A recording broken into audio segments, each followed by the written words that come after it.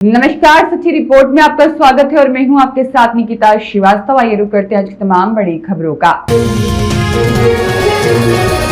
पाली में single use plastic के खिलाफ निगम की सख्ती, अलग अलग क्षेत्रों में कार्रवाई, टी स्टॉल पर छापे, डिस्पोजल जब्त, जुर्माना वसूला गया। पर्यावरण संरक्षण को लेकर अभियान तेज। पाली शहर में सिंगल यूज प्लास्टिक पर प्रभावी रोक लगाने के लिए नगर निगम द्वारा विशेष अभियान चलाया जा रहा है। जिला कलेक्टर रविंद्र गोस्वामी के निर्देशन और नगर निगम आयुक्त नवीन भारद्वाज के आदेश पर चलाई जा रही इस अभियान के तहत शहर के विभिन्न क्षेत्रों में निरीक्षण कर कार्यवाही की गई। नगर निगम की DSO टीम ने स्वास्थ्य निरीक्षक कालूराम आदिवाल और कानाराम रल के नेतृत्व में नागोरी टी स्टॉल पर जांच की। यहां करीब 5 किलोग्राम डिस्पोजल कप जब्त किए गए हैं। साथ ही संचालक को सिंगल यूज प्लास्टिक के दुष्प्रभाव के बारे में जागरूक करते हुए भविष्य में इसका उपयोग नहीं करने की समझाइश भी दी गई। इसी क्रम में नया बस स्टैंड क्षेत्र में देवाराम ढजा द्वारा टी स्टॉल संचालकों पर भी कार्यवाही करते हुए जुर्माना वसूला गया और नियमों की पालना सुनिश्चित करने के निर्देश दिए गए। नगर निगम आयुक्त नवीन भारद्वाज ने बताया कि यह अभियान आमजन के स्वास्थ्य और पर्यावरण संरक्षण को ध्यान में रखते हुए लगातार जारी रहेगा। सुरेश पवार की रिपोर्ट। राजस्थान में राज्य वृक्ष खेजड़ी की अवैध कटाई को लेकर पर्यावरण प्रेमियों का आक्रोश बढ़ता जा रहा है। इसी क्रम में मुख्यमंत्री के नाम एक विस्तृत ज्ञापन सौंपते हुए सरकार से तत्काल हस्तक्षेप की मांग की गई है। ज्ञापन में बताया गया कि राजस्व विभाग द्वारा खेजड़ी की कटाई पर पूर्ण प्रतिबंध होने के बावजूद प्रदेश के कई क्षेत्रों में लगातार अवैध कटाई हो रही है। यह न केवल सरकारी आदेशों की अवहेलना है बल्कि पर्यावरण संतुलन और मरुस्थलीय जीवन के लिए भी गंभीर खतरा है। पर्यावरण प्रेमियों ने आरोप लगाया कि जब वे खेजड़ी संरक्षण के लिए आगे आते हैं तो उन्हें दबाने के उद्देश्य से उन पर झूठे मुकदमे दर्ज कराए जा रहे हैं। विशेष रूप से बाड़मेर जिले के धोरीमना क्षेत्र में पर्यावरण कार्यकर्ता दिनेश डाका सहित अन्य लोगों पर दर्ज मामलों को लेकर निष्पक्ष जांच की मांग उठाई गई है। ज्ञापन में यह भी आरोप लगाया गया है कि कुछ जनप्रतिनिधि और प्रशासनिक अधिकारी मिलकर सरकारी आदेशों की अनदेखी कर रहे हैं। ग्राम पंचायत लुक्छू के सरपंच आशुराम गुरलिया पर भी आदेशों की अवहेलना के आरोप लगाए गए हैं, जिन पर कार्रवाई की मांग की गई है। मुख्य मांगों में खेजड़ी की अवैध कटाई पर तुरंत सख्त रोक लगाई जाने की मांग, दोषी अधिकारियों और कर्मचारियों के खिलाफ कड़ी कार्रवाई की मांग, प्रशासनिक मिलीभगत के आरोपियों की उच्च स्तरीय जांच कराए जाने की मांग, झूठे मुकदमों की निष्पक्ष जांच कर निर्दोषों को न्याय दिलाए जाने की मांग, पर्यावरण कार्यकर्ताओं की सुरक्षा सुनिश्चित करने की मांग, खेजड़ी संरक्षण के लिए सख्त कानून जल्द लागू किए जाने की मांग शामिल है। पर्यावरण प्रेमियों ने चेतावनी दी है कि यदि समय रहते ठोस कदम नहीं उठाए गए तो वे उग्र आंदोलन के लिए मजबूर होंगे, जिसकी पूरी जिम्मेदारी सरकार और प्रशासन की होगी। अब देखना होगा कि सरकार इस गंभीर पर्यावरणीय मुद्दे पर कितनी तत्परता से कार्यवाही करती है। 20 मार्च को अपने धोरीमना में के पास ही खेजड़ी कटी थी।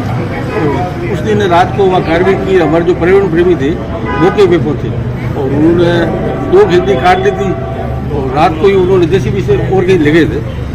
वो खेजड़ी वापस अगले दिन सुबह पुलिस ने बरामद की और मौका फर्ज बनाया था। उसके बाद में अभी परसों जो घटनाक्रम हुआ वापस वहीं पे धोरीमना में खेजड़ी कटी थी। तो हमारे जो पर्यावरण प्रेमी था उसके खिलाफ पुलिस ने कल सुबह धोरीमना थाने में उसके खिलाफ झूठा मामला दर्ज किया SC उसके संबंध में हम आज संभागीय आयुक्त को ज्ञापन देने के लिए आए कि वो जो झूठा मामला है और केवल वो पर्यावरण प्रेमी है, खेजड़ी जो कटाई हो रही थी उसके विरोध में उसने वहाँ आवाज़ उठाई थी, उसके खिलाफ प्रशासन ने झूठा मुकदमा दर्ज किया। देखिए, राज्य सरकार ने पर्यावरण प्रेमियों के साथ बीकानेर में समझौता किया था। उस समय लिखित में आदेश दिया था कि पूरे राजस्थान में खेजड़ी को संरक्षित करते हुए कटाई पे पूर्ण प्रतिबंध रहेगा। जिसके बावजूद राजस्थान में जनप्रतिनिधि ग्राम पंचायत के सरपंच है लखू के, उन्होंने ये इस आदेश की धज्जियां उड़ाते हुए ये कहा है कि खेजड़ियां काटेंगे। कौन यह विरोध कर रहा है? ये कहीं ना कहीं बहुत ही दुर्भाग्यपूर्ण है और सरकार का आदेश सरकार के जनप्रतिनिधि नहीं मान रहे हैं। और जब पर्यावरण प्रेमी मौके पे पहुंचते हैं और इस घटना का विरोध करते हैं तो उनके खिलाफ झूठे मुकदमे दर्ज कराए जाते हैं और षड्यंत्र करके और पर्यावरण प्रेमियों को झूठे मुकदमे में फंसाने का काम कर रहे हैं। और जनप्रतिनिधि हैं वो खेजड़ी कटाई का समर्थन करते हैं, राज्य सरकार के उस आदेश की धज्जियां उड़ाते हैं। इस संबंध में आज संघर्ष समिति में आज संत सानिध्य के साथ परशुराम जी के नेतृत्व में ये ज्ञापन देने आए कि समय रहते हुए उचित निर्णय ले और कानून समय पे लाएं, और जब तक कानून नहीं आता तब तक आपका जो आदेश है उस आदेश के संरक्षण करते हुए आप खेजड़ी को बचाएं, अन्यथा आने वाले समय में पर्यावरण प्रेमी है वो मजबूत आंदोलन खड़ा करेंगे। और इस बार हम किसी भी समझौते पे नहीं रहेंगे, कानून नहीं बनेगा तब तक आर पार की लड़ाई लड़ेंगे। अंकित पुरोहित की रिपोर्ट। सामाजिक न्याय एवं अधिकारिता विभाग के कैबिनेट मंत्री अविनाश गहलोत ने गुरुवार को जोधपुर के सर्किट हाउस में विभागीय योजनाओं की जिला स्तरीय समीक्षा बैठक ली। बैठक के दौरान मंत्री ने विभाग की उपलब्धियों को साझा करते हुए भविष्य की कार्य योजनाओं पर विस्तार से चर्चा की। प्रेस वार्ता को संबोधित करते हुए मंत्री अविनाश गहलोत ने कहा कि हमारा विभाग प्रदेश के लगभग 1 करोड़ लाभार्थियों का एक विशाल परिवार है। प्रधानमंत्री नरेंद्र मोदी के मूल मंत्र अंत्योदय से सूर्योदय और संकल्प से सिद्धि पर चलते हुए मुख्यमंत्री के नेतृत्व में सरकार पिछले 2.25 वर्षों से लगातार वंचितों को आर्थिक और सामाजिक संबल प्रदान कर रही है। पारदर्शिता और जवाबदेही पर जोर देते हुए मंत्री ने बताया कि राजस्थान संपर्क पोर्टल पर शिकायतों के निस्तारण में उनका विभाग पूरे प्रदेश में दूसरे स्थान पर है। उन्होंने कहा, वर्तमान में हम औसतन 13 दिन में शिकायतों का समाधान कर रहे हैं, लेकिन हमारा लक्ष्य इसे घटाकर 10 दिन के भीतर लाना है ताकि जनता को किसी प्रकार की असुविधा न हो। मंत्री ने विशेष रूप से मस्कुलर डिस्ट्रॉफी से पीड़ित मरीजों के लिए उठाए गए कदमों की जानकारी दी। उन्होंने बताया कि राजस्थान में पहली बार ऐसे मरीजों को 1 लाख तक की इलेक्ट्रिक व्हीलचेयर निःशुल्क प्रदान की जा रही है और अब तक प्रदेश भर में लगभग 1300 व्यक्तियों को इसका लाभ दिया जा चुका है। इसके साथ ही मुख्यमंत्री आयुष्मान बाल संबल योजना के तहत दुर्लभ बीमारियों से ग्रसित बच्चों को 50 लाख तक का मुफ्त इलाज और 5,000 प्रतिमाह की आर्थिक सहायता दी जा रही है। उन्होंने आगामी समय में थैलेसीमिया जैसी गंभीर बीमारियों को भी इस योजना के दायरे में लाने का आश्वासन दिया ताकि अधिक से अधिक बच्चों को जीवन दान मिल सके। बैठक के अंत में उन्होंने अधिकारियों को निर्देश दिए कि छात्रवृत्ति और अन्य कल्याणकारी योजनाओं की नियमित मॉनिटरिंग सुनिश्चित की जाए ताकि समाज के अंतिम पायदान पर खड़े दलित और पिछड़े वर्ग को योजनाओं का सीधा लाभ मिल सके। पिछली सरकार जो थी उनका 2.5 साल का जो कार्यकाल था उसके बेनिफिट्स और आपके जो कभी तुलना किया, क्योंकि अगर हम कोई बात जब कहते हैं कि अभी आपने कहा कि आप जरा चेक कर लें, अपन अपने चेक कर लेते हैं, अपन जितनी घोषणाएं की क्रियान्वित हुआ तो चेक कर लें। एक बार आपने कभी देखिए, लगातार हमारी हर 15 दिन के अंदर एक रिव्यू मीटिंग हमारे अधिकारियों के साथ में होती है। कभी उच्च अधिकारी होते हैं, कभी हमारे डीएलओज के साथ में होती है। आज हमने यहाँ जिले के इसीलिए अधिकारी को बुलाया है कि कहीं भी कोई भी अगर चाहे तो जनप्रतिनिधि के माध्यम से, मीडिया के माध्यम से या अन्य किसी व्यक्ति के माध्यम से अगर सरकार के संज्ञान में कोई बात आती है उसको पूरा करने का काम हम लोग करते हैं। इसलिए निर्देश अधिकारी को पाबंद करने के लिए, योजनाओं की क्रियान्विति के लिए, योजनाओं की जो रिव्यू होती है उसके लिए भी लगातार संवाद एक ऐसा तरीका है जिससे सारी जो समस्याओं का समाधान हो सकता है। हम लोग लगातार कोशिश करते हैं कि मैंने पहले भी कहा है कि इतना बड़ा विशाल परिवार है जो सारा का सारा डीबीटी के माध्यम से हमारा काम होता है। तो जब माननीय मुख्यमंत्री एक बटन दबाते तो पेंशन का सारा पैसा हमारा चला जाता है। आज आप देखिए कि पेंशन का लगभग अब 1 अप्रैल 2026 से प्रति महीने 1300 करोड़ रुपए से ज्यादा का पैसा हमारा जाएगा। लगभग 15,000 करोड़ रुपए या 16,000 करोड़ रुपए पेंशन में हम लोग देने वाले हैं। पिछली कांग्रेस सरकार के समय में अभी जब विधानसभा के अंदर बातें हुई थी, हमने कहा था कि आप कांग्रेस वालों से पूछा था कि हमारे 2 साल में जब सरकार के पूरे हुए, आपके 5 साल पर आप बहस करिए। तो मैं दावे के साथ कह सकता हूँ कोई भी कांग्रेसी सदन में उपस्थित ना, सब भाग गए वहां से। ये भाग खड़े इसलिए हुए कि उनके पास में बताने के लिए कुछ नहीं था। सरकार ने जो काम किया है उसके पास में कोई उसका तोड़ नहीं था। मुख्यमंत्री जी ने पहली बार कांग्रेस की चुनौती को स्वीकार किया था और हमने कहा था कि नहीं, अल्बर्ट हॉल में नहीं, हम लोग राजस्थान के सबसे बड़े सदन विधानसभा में बहस करेंगे। आपके पास आंकड़े तो बताइए, हम हमारे बताते, लेकिन उनके पास में नहीं था।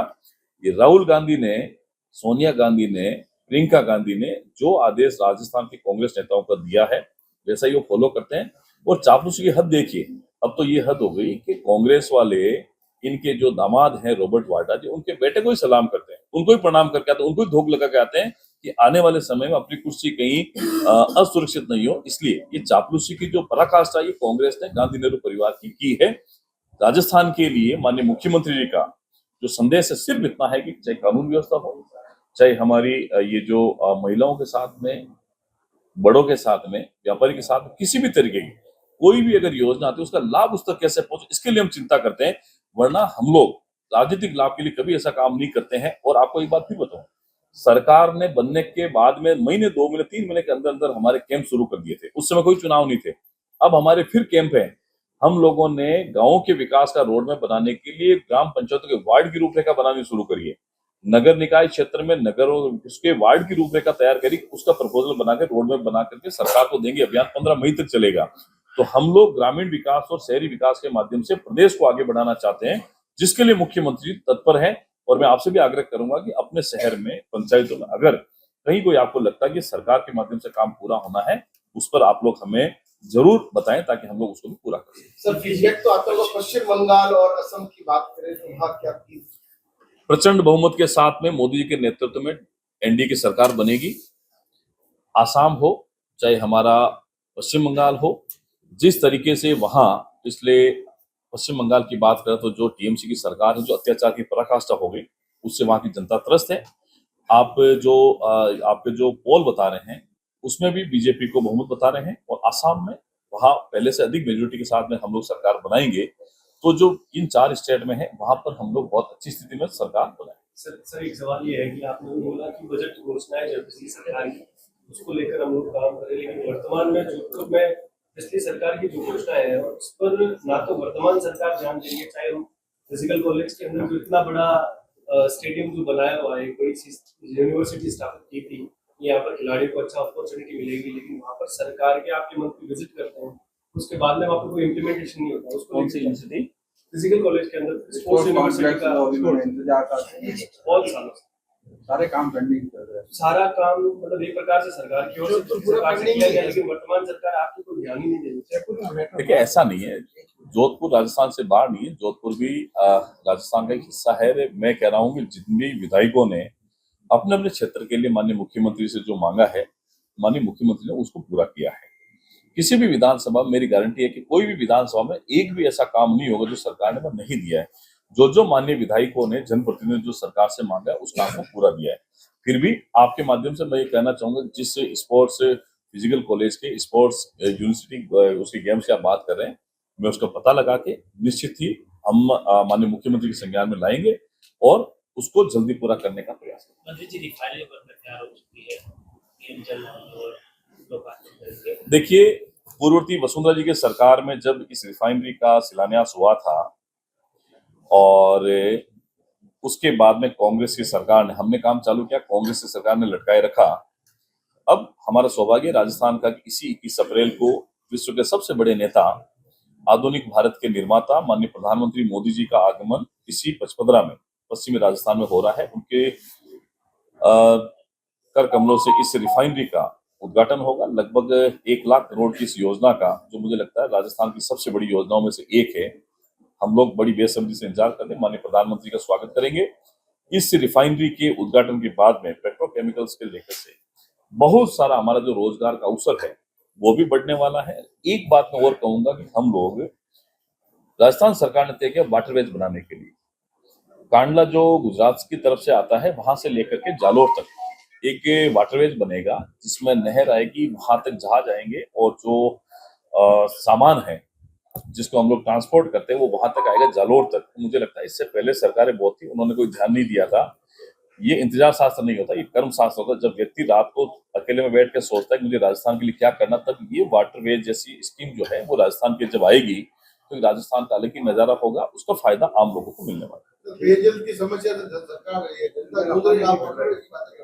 गर्मी में तो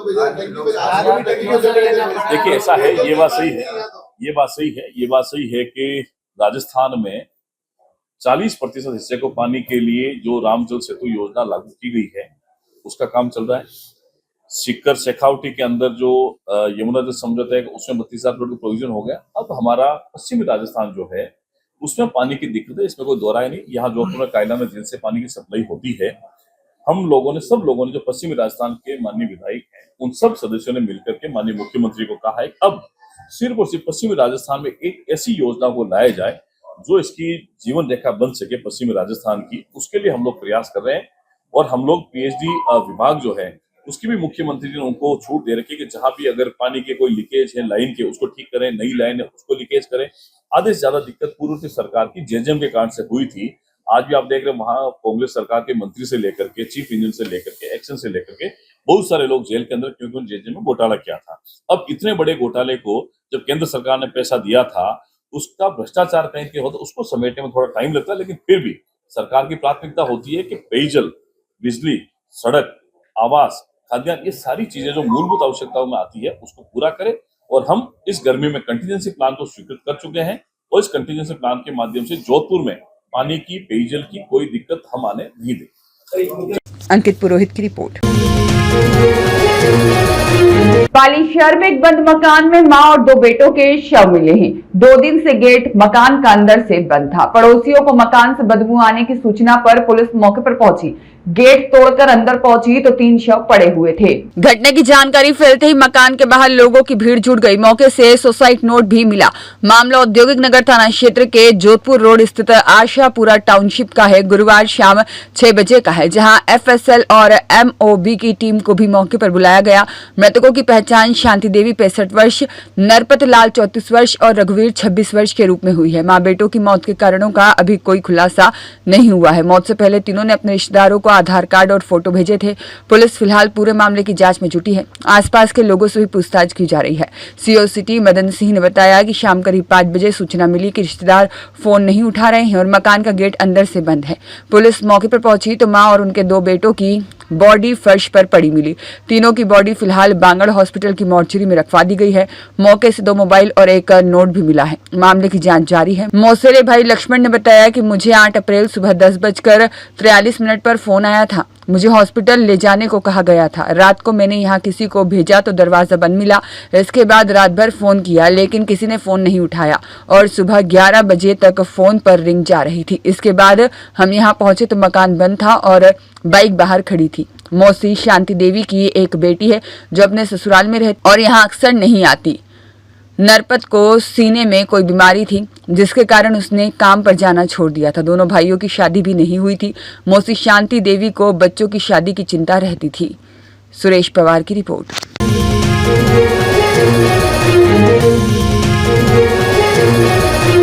इस वक्त की बड़ी खबर भरतपुर जिले के नदवाई से आ रही है, जहां अपराधियों के हौसले आए दिन बुलंद होते नजर आ रहे हैं और वह आए दिन वारदातों को अंजाम देने से हिचकिचा नहीं रहे हैं, जिसे लेकर अब लोगों का आक्रोश सड़कों पर नजर आ रहा है और SDM सचिन यादव को ज्ञापन भी सौंपा गया है।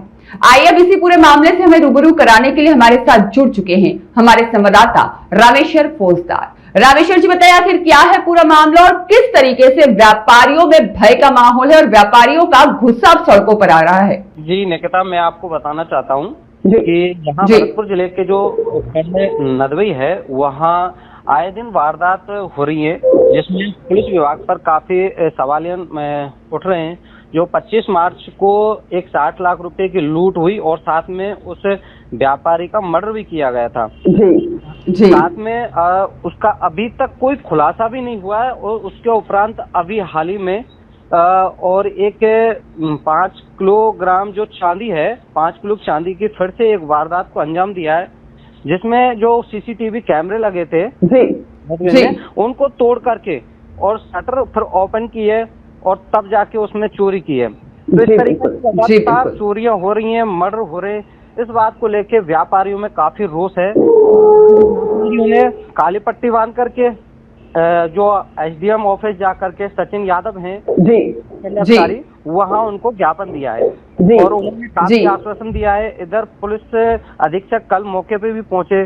कल जो सभी व्यापारी थे उन्होंने पूरा बाजार बंद किया और वहाँ अधिकारी पहुंचे हैं। उन्होंने काफी उनको आश्वासन दिया है इस खुलासा करने के लिए। लगातार पुलिस भी तत्पर बनी हुई है और व्यापारियों ने अभी भी मांग की है कि हम सुरक्षित कैसे हों, हमारे लिए गश्त बढ़ाई जाए। जी बिल्कुल, जी बिल्कुल, जी।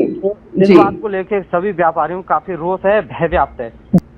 जी रामेश्वर जी, जिस तरीके से बताया जा रहा है कि वारदातें लगातार हो रही हैं, इससे पहले मर्डर की घटना, लूट की घटना और फिर चोरी की घटना, क्या पुलिस प्रशासन की कार्यप्रणाली पर लोगों के द्वारा सवाल किए खड़े जा रहे हैं, जिससे लोगों को परेशानियों का सामना करना पड़ रहा है, लेकिन पुलिस प्रशासन द्वारा सही ढंग से ध्यान नहीं दिया जा रहा है?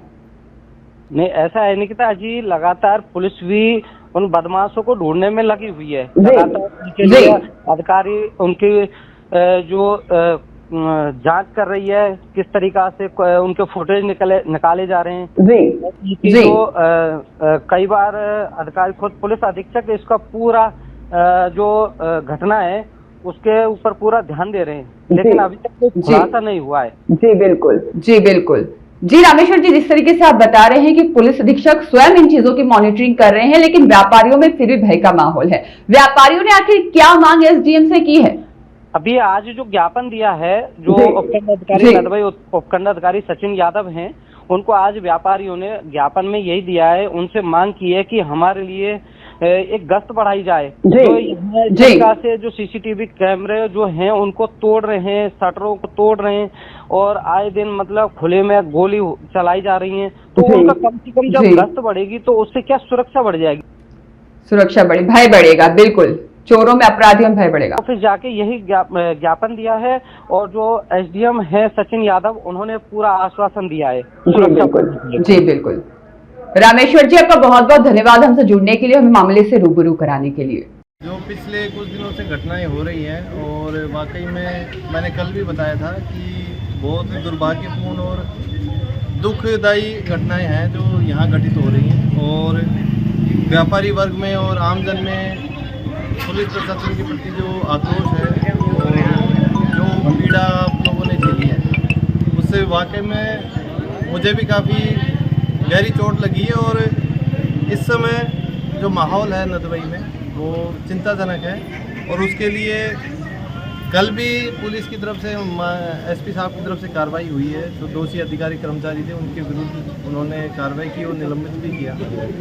और अभी ये कल शाम को जो दूसरी और घटना होगी चोरी की, जो बाइक चोरी की आप बता रहे हैं, वाकई में इस समय माहौल ख़राब हो रहा है। वो तो चुनौती देख कर। हाँ, अब हम एक काम करेंगे, आपने जो भी सुझाव दिए हैं वो सुझाव एक बार हम अमल पे लाएंगे। सीसीटीवी कैमरे लगाने वाला, गश्त बढ़ाने वाला, नफरी बढ़ाई जावे, नफरी बढ़ाने वाला, एक रात को रोशनी की व्यवस्था बहुत जरूरी है। जो भी आपके सुझाव है वो आपने लिखित में भी दिए हैं, आपने मौखिक भी बताए हैं, उन पे अवश्य ही अमल लाएंगे और अगले 15 दिन के अंदर अंदर वास्तव में आपको नदबई में परिवर्तन देखने को मिलेगा, ऐसा मेरा विशेष Shri Haridatt group of institutions Sewar में जिला विधिक सेवा प्राधिकरण के तत्वावधान में साइबर अपराध एवं विधिक जागरूकता विषय पर वरिष्ठ सिविल न्यायाधीश अंशुमान सिंह खंगारोत के मुख्य आतिथ्य में शिविर आयोजित हुआ। नंबर 7 श्री बाके बिहारी जी रथ यात्रा मेला कमेटी की ओर से कस्बा हलेना के Shri Vijay Shri Haridatt group of institutions Sewar में जिला विधिक सेवा प्राधिकरण के तत्वावधान में साइबर अपराध एवं विधिक जागरूकता विषय पर वरिष्ठ सिविल न्यायाधीश अंशुमान सिंह खंगारोत के मुख्य आतिथ्य में शिविर आयोजित हुआ। वही कार्यक्रम की अध्यक्षता निदेशक डॉक्टर आलोक शर्मा ने की। वरिष्ठ सिविल न्यायाधीश एवं अतिरिक्त मुख्य न्यायिक मजिस्ट्रेट संख्या 1 अंशुमान सिंह खंगारोत ने कक्षा 9वीं से 12वीं तक के विद्यार्थियों को श्री हरिदत्त सभागार में संबोधित करते हुए कहा कि साइबर अपराध को जागरूकता के अभाव में हमारे द्वारा जाने अनजाने में लिंक अथवा ओटीपी शेयर करने और गैर आवश्यक ऐप को प्ले स्टोर से लोड करने के कारण हम निमंत्रण देते हैं और आम बोलचाल की भाषा में इंटरनेट पर अनावश्यक खोजबीन से हमारी व्यक्तिगत जानकारियां अपराधियों तक साझा हो जाती है और साइबर अपराध जन्म लेता है। बाल कल्याण समिति के पूर्व अध्यक्ष डॉक्टर आलोक शर्मा ने बैड टच, गुड टच और पॉस्को एक्ट और बाल अधिकारिता के विभिन्न विषयों पर विस्तार से प्रकाश डाला। कार्यक्रम के उपरांत कोर्ट वाली दीदी के नाम से एक चाइल्ड फ्रेंडली कंप्लेंट बॉक्स भी जिला विधिक सेवा प्राधिकरण द्वारा लगाया गया, जिसमें बालिकाओं और बालकों से अपने अनुभव और जानकारियां साझा करने का आह्वान किया गया। विधिक जागरूकता शिविर में त्रिलोक उपमन, विपिन शर्मा, केशव सिंह, रुपेंद्र और doctor Neelam Singh, doctor Sanju Sharma, doctor Neeta Mathur, doctor Rajkamal Diwakar, doctor Gauravdeep Karola, doctor Renu Vishisht और डॉक्टर कृपाल सिंह, डॉक्टर सरिता रानी, यशवंत सिंह, विनोद अवस्थी, नेहा ओमर और महेंद्र मीणा, अशोक सिंह, राजपाल सिंह और गणेश सिंह राजपूत, विनोद छारिया, डीसी सैनी इत्यादि उपस्थित रहे। रामेश्वर फौजदार की रिपोर्ट। बाके बिहारी जी रथ यात्रा मेला कमेटी की ओर से कस्बा हलेना के श्री विजय हनुमान मंदिर रामलीला एवं मेला ग्राउंड पर कुश्ती दंगल मेला आयोजित होगा। श्री बांके बिहारी जी रथ यात्रा मेला कमेटी की ओर से कस्बा हलेना के श्री विजय हनुमान मंदिर रामलीला और मेला ग्राउंड पर आयोजित होने वाला 3 दिवसीय श्री बांके बिहारी जी महाराज रथ यात्रा और कुश्ती दंगल मेला 17 अप्रैल से शुरू होगा, जो कि 19 अप्रैल तक आयोजित होगा। मेले की तैयारियों में सभी जुटे हुए हैं और दुकान, रहट और झूले वाले लग गए हैं और जिनका बच्चे और महिलाएं आनंद ले रहे हैं। साथ ही मेला कमेटी का गठन हो गया। पंचायत समिति सदस्य संजय गुप्ता, पूर्व पंचायत समिति सदस्य गजेंद्र सिंह टंटा और जिला परिषद सदस्य राकेश किराड़, पूर्व सरपंच लक्ष्मी सिंह सोलंकी, फूल सिंह ठाकुर और पप्पू ठाकुर, अनु ठाकुर, नरेंद्र माफीदार को संरक्षक नियुक्त किया। श्री बांके बिहारी जी महाराज मंदिर के महंत सुरेश चंद्र मुदगल ने बताया कि राजघराना काल से चला आ रहा श्री बांके बिहारी जी महाराज रथ यात्रा और कुश्ती दंगल मेला 17 अप्रैल से 19 अप्रैल तक आयोजित होगा। 17 को सुबह 8 बजे मेले का ध्वजारोहण और श्री बनखंडी आश्रम के श्रीमंत रविनाथ दास महाराज करेंगे। दोपहर 2 बजे श्री बांके बिहारी जी महाराज की रथ यात्रा निकाली जाएगी। 18 तारीख को जूनियर और सीनियर वर्ग का कुश्ती दंगल, 19 को मेले का समापन होगा। महंत सुरेश मुदगल, हलेना मंदिर श्री बिहारी जी महाराज आत्मनिर्भर श्रेणी का जो स्थित है, प्राचीन काल से बहुत समय पहले राजा महाराजाओं के टाइम से समय से जो ये बांके बिहारी जी महाराज की रथ यात्रा चलती आ रही है। इस वर्ष भी बड़ी धूमधाम के साथ में इनकी तैयारियां शुरू हो गई हैं। ये मेला ग्राम पंचायत प्रशासक के द्वारा लगाया जाता है, जिसमें सभी धर्मों के लोग इस रथ यात्रा के साथ में चलते हैं। बिहारी जी की रथ मेला चलता है, पुलिस प्रशासन रहता है और ये मेला आधे वैशाख अमावस्या को लगता है, जो 17/4/2026 अप्रैल को रथ यात्रा होगी। इसका प्रातः 8 बजे ध्वजारोहण होता है, शुभारंभ होगा। उसके बाद में 2 बजे रथ यात्रा होगी। ये कार्यक्रम 3 दिवसीय चलता है। बड़ी धूमधाम के साथ में बहुत अच्छी तरह से मनाया जाता है। इन्हीं शब्दों लगेगा रथ मेला और पड़वा का दंगल है और हमने 2-3 दिन पहले झूले लगा रखे हैं। बच्चे आ रहे हैं आराम से, झूले हो रहा है हमारा अपना टाइम पास। रामेश्वर फौजदार की रिपोर्ट। चिकित्सा एवं स्वास्थ्य विभाग के अधिकारियों और कर्मचारियों के खेल महोत्सव का आयोजन खेलकूद समिति मथुरा दास माथुर चिकित्सालय जोधपुर द्वारा दिनांक 3 अप्रैल से 8 अप्रैल तक करवाई गई। खेलकूद समिति अध्यक्ष सुरेंद्र चौधरी ने बताया कि इस खेल महोत्सव में क्रिकेट, वॉलीबॉल, कबड्डी, रस्साकसी, शतरंज, कैरम बोर्ड और म्यूजिकल चेयर आदि खेलों का आयोजन किया गया। खेल प्रतियोगिता में जोधपुर जिले में कार्यरत चिकित्सा एवं स्वास्थ्य विभाग के कर्मचारियों अधिकारियों ने भाग लिया और अपने खेल कौशल का प्रदर्शन किया। क्रिकेट में महात्मा गांधी अस्पताल, वॉलीबॉल में CMHO टीम, कबड्डी महिला एवं पुरुष वर्ग में उम्मेद अस्पताल, रस्साकसी महिला वर्ग में महात्मा गांधी अस्पताल और रस्साकसी पुरुष वर्ग में मथुरा दास माथुर अस्पताल विजेता रहे। खेल महोत्सव के पारितोषिक वितरण और समापन समारोह का आयोजन डॉक्टर SN मेडिकल कॉलेज खेल मैदान पर किया गया। इस अवसर पर डॉक्टर BS चौधा, प्रधानाचार्य एवं नियंत्रक doctor SN medical college, doctor Fateh Singh Bhati, अध्यक्ष महात्मा गांधी अस्पताल, डॉक्टर मोहन मखवाना, अधीक्षक उम्मेद अस्पताल और डॉक्टर विकास राजपुरोहित, अधीक्षक मथुरा दास माथुर चिकित्सालय, मुकेश तेतरवाल, प्रधानाचार्य राजकीय नर्सिंग महाविद्यालय और हापू राम चौधरी, प्रदेश अध्यक्ष राजस्थान शारीरिक शिक्षक संघ द्वारा सभी विजेता और उपविजेता रही टीमों और खिलाड़ियों को ट्रॉफी और मेडल देकर पुरस्कृत किया गया। इस अवसर पर अरशद कुरैशी, गोपाल व्यास, योगेंद्र पुरी और विजेंद्र सिंह मेड़तिया, पीयूष ज्ञानी, अशोक चौधरी, विजय कुमार शर्मा, प्रेमलता चौधरी, पुखराज छिपा और हंस राज गुर्जर, मुकेश चौधरी, किशन कुमार दादलिया, संजय चौधरी, गणपत पालीवाल सहित चिकित्सा एवं स्वास्थ्य विभाग के कर्मचारी उपस्थित रहे। मंच का संचालन मंजू शर्मा द्वारा किया गया। अंकित पुरोहित की रिपोर्ट। जोधपुर में स्थित पाबूपुरा क्षेत्र में पेयजल संकट गहराने से ग्रामीणों में रोष देखा जा रहा है। समय पर पानी की आपूर्ति नहीं होने के कारण परेशान महिलाओं सहित ग्रामीणों ने आज पानी की टंकी पर चढ़कर प्रदर्शन किया। सूचना मिलने पर पुलिस और जलदाय विभाग के अधिकारी मौके पर पहुंचे और लोगों को समझाया। ग्रामीणों का कहना है कि पिछले काफी समय से पानी की नियमित सप्लाई नहीं हो रही है, जिससे दैनिक जीवन प्रभावित हो रहा है। गाँव में पानी या तो बहुत कम आता है या आता ही नहीं है। ऐसे में परेशान ग्रामीण आज गाँव की पानी की टंकी पर महिलाओं सहित चढ़ गए। इसके बाद एयरपोर्ट थाना पुलिस मौके पर पहुंची और जलदाय विभाग के अधिकारियों को सूचित किया गया। सूचना मिलने पर जलदाय विभाग के AEN अभिषेक गुर्जर और JEN विनोद मौके पर पहुंचे और उन्होंने ग्रामीणों को शटडाउन के अलावा एक दिन छोड़कर 1 से 1.5 घंटे तक सुबह पानी की सप्लाई का आश्वासन दिया। इसके बाद में ग्रामीण टंकी से नीचे उतरे। ग्रामीणों ने बताया कि गांव में पानी की समस्या के चलते लोगों को महंगे दाम पर टैंकर से पानी मंगवाकर काम चलाना पड़ रहा है और गांव में करीब 200 घरों की आबादी है, जिसको इस समस्या का सामना करना पड़ रहा है। उन्होंने आरोप लगाया कि गांव के आसपास निजी कॉलोनियां काटी हैं, जिन्हें पेयजल आपूर्ति हो रही है, लेकिन उनके गांव में पानी नहीं आ रहा है। हमारी ज्यादातर पानी की समस्या है। पानी का कोई समय नहीं है। रात को भी देते थे तो रात को पानी गिर जाता है, वहाँ रात को सोते हैं पानी भरे, और पानी का एक ही समय नहीं है। और पानी 15 मिनट या 20 मिनट से टंकी में मीटर लगा हुआ है, मीटर वो बंद पड़ा है। मीटर लगे तो पता तो चले भाई पानी कितना आया। मीटर से पानी मिलना चाहिए ना। टंकी बनाई हमारे गाँव के लिए, गांव प्यासा मर रहा है। आस पड़ोस की कोलानी में पानी जा रहा है, पानी वेस्ट हो रहा है। जो यहाँ का वो है विनोद है वो बेईमानी कर रहा है। मुझे तो लग रहा है क्यों नहीं दे रहा पानी हमें। हम पानी के बिल भरते हैं।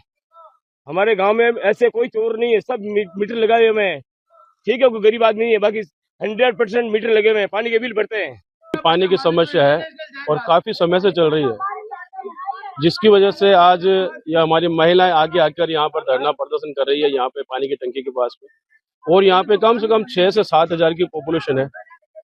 पानी की शिकायत भी करते हैं हमारे कार्यकर्तागण, हमारे ये माताएं बहनें साथ जाकर, लेकिन हमारी कोई सुनवाई नहीं होती है। और जो आसपास की जो कॉलोनी है वहाँ पर इस टंकी से पानी रेगुलर आ रहा है, तो ये समस्या हमारी पूरी करे। और पानी भी जब कभी आता है 10 दिन 15 दिन से, तो मोटर लगा के भरना पड़ता है। 500 रुपये की टैंकर डलवाना पड़ता है।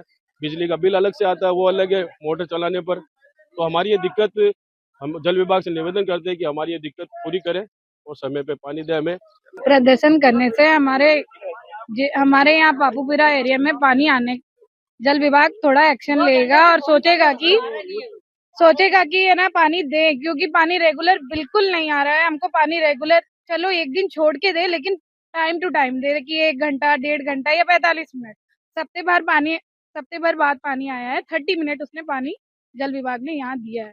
पानी आता है लेकिन थोड़ी दूर आके बाकी घरों में नहीं पहुँच पाता वो पानी।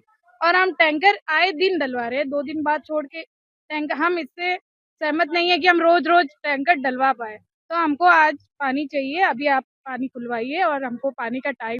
अंकित पुरोहित की रिपोर्ट। अखिल भारतीय सफाई मजदूर संघ के जिला अध्यक्ष द्वारिका प्रसाद जगह के नेतृत्व में नगर निगम के आयुक्त नवीन भारद्वाज का किया गया भव्य स्वागत। अखिल भारतीय सफाई मजदूर संघ पाली द्वारा नगर निगम में तकरीबन 35 वर्षों से सफाई कर्मचारियों की पदोन्नति नहीं हो रही थी।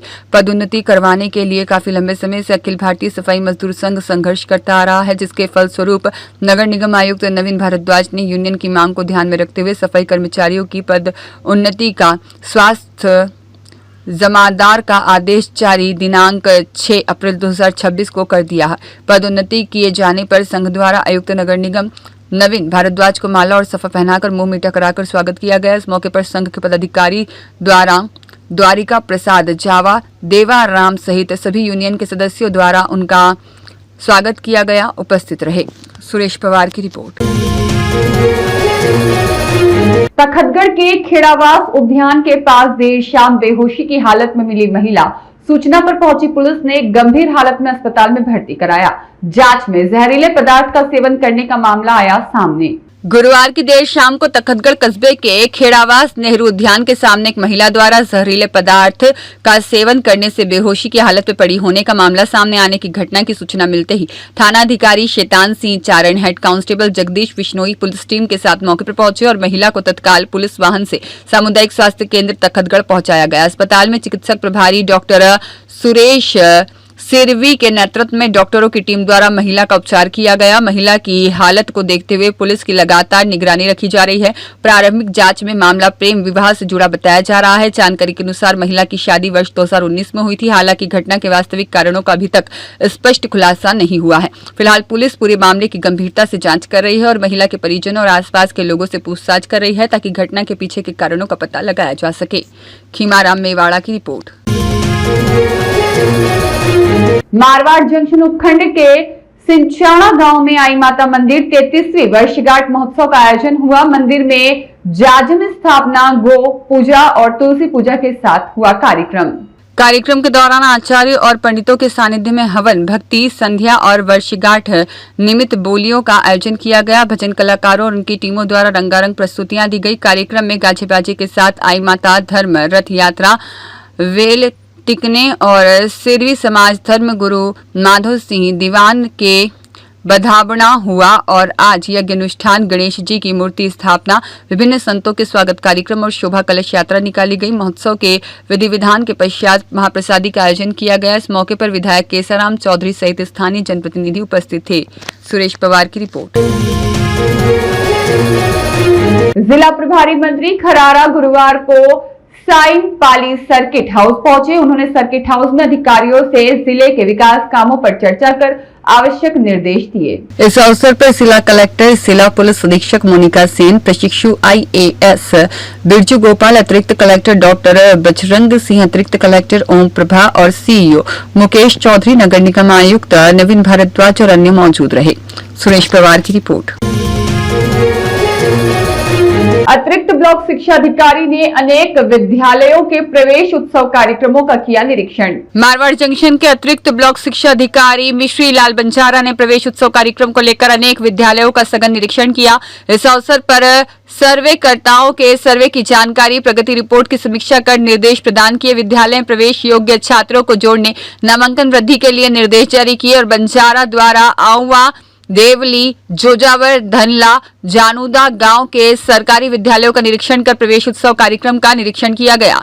सुरेश पवार की रिपोर्ट। जोधपुर के सालावास डिपो से निकलने वाले पेट्रोल डीजल टैंकरों से तेल चोरी कर उसमें केमिकल मिलाकर सस्ते दामों में बेचने के बड़े मामले का खुलासा हुआ है। गुरुवार दोपहर रसद विभाग की टीम ने दबिश देकर एक बाड़े में कार्रवाई की, जहां भारी मात्रा में ड्रम बरामद किए गए। मौके पर ऐसे ड्रम मिले जिसमें टैंकरों से निकाला गया पेट्रोल डीजल रखा हुआ था और पास ही केमिकल से भरे ड्रम भी मौजूद थे। वाटर पंप के जरिए तेल में केमिकल मिलाने की व्यवस्था की गई थी। इसके अलावा 2 लोडिंग पिकअप वाहन में ड्रम भरकर बिक्री के लिए तैयार किए गए थे।